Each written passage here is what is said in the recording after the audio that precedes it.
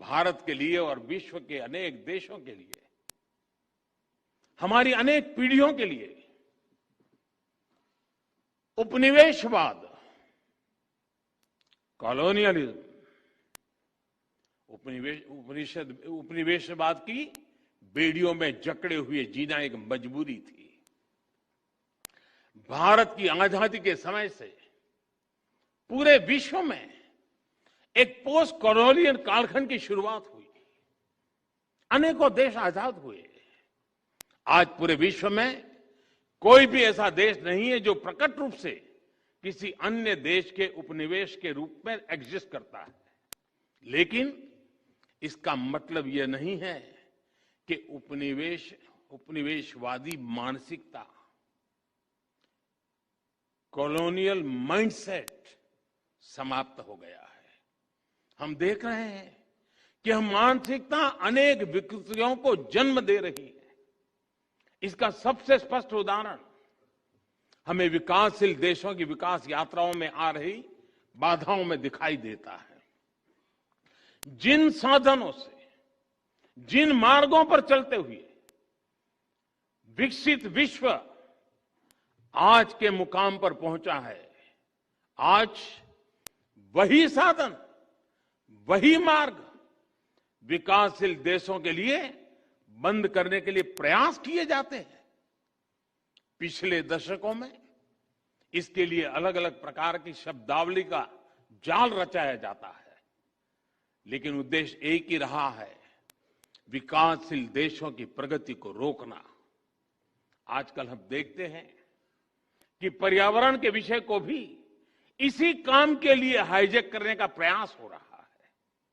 कुछ सप्ताह पहले हमने COP26 समिट में इसका जीवंत उदाहरण देखा है। अगर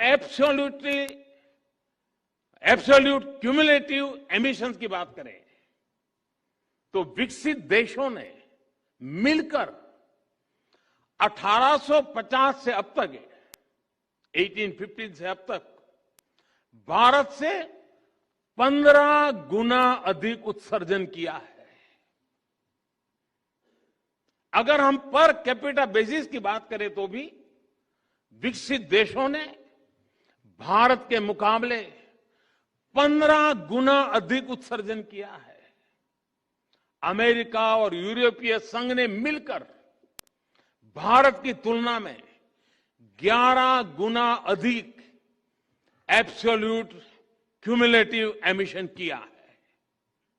इसमें भी पर कैपिटा बेसिस को आधार बनाए तो अमेरिका और यूरोपीय संघ ने भारत की तुलना में 20 गुना अधिक उत्सर्जन किया है।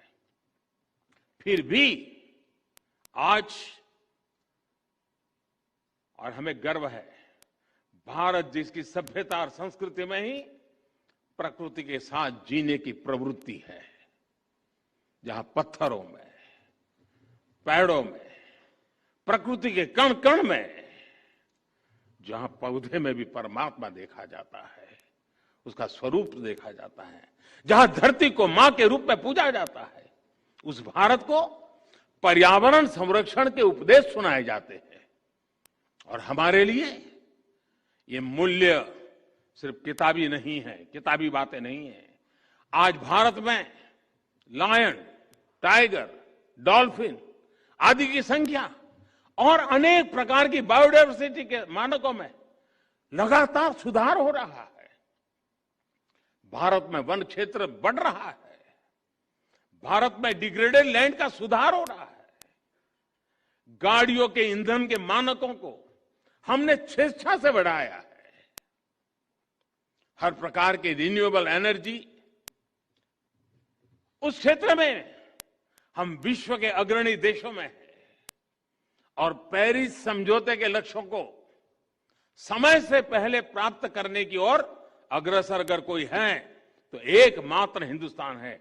G20 देशों के समूह में अच्छे से अच्छा काम करने वाला कोई देश है, दुनिया ने माना है, वो हिंदुस्तान है। और फिर भी ऐसे भारत पर पर्यावरण के नाम पर भांति भांति के दबाव बनाए जाते हैं। यह सब उपनिवेशवाद मानसिकता का ही परिणाम है। लेकिन दुर्भाग्य यह है कि हमारे देश में भी ऐसी ही मानसिकता के चलते अपने ही देश के विकास में रोड़े अटकाए जाते हैं, कभी फ्रीडम ऑफ एक्सप्रेशन के नाम पर तो कभी किसी और चीज का सहारा लेकर। हमारे देश की परिस्थितियां, हमारे युवाओं की आकांक्षाएं, सपनों को बिना जाने समझे बहुत सी बार दूसरे देशों के बेंचमार्क पर भारत को तोलने का प्रयास होता है और इसकी आड़ में विकास के रास्ते बंद करने की कोशिश होती है। इसका नुकसान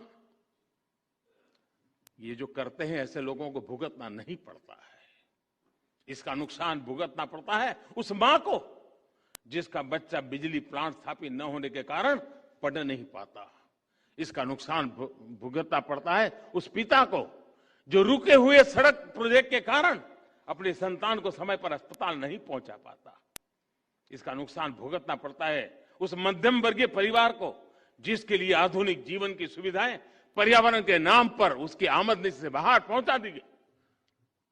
इस कॉलोनियल माइंडसेट की वजह से भारत जैसे देश में, विकास के लिए प्रयास कर रहे देश में करोड़ों आशाएं टूटती हैं, आकांक्षाएं दम तोड़ती है।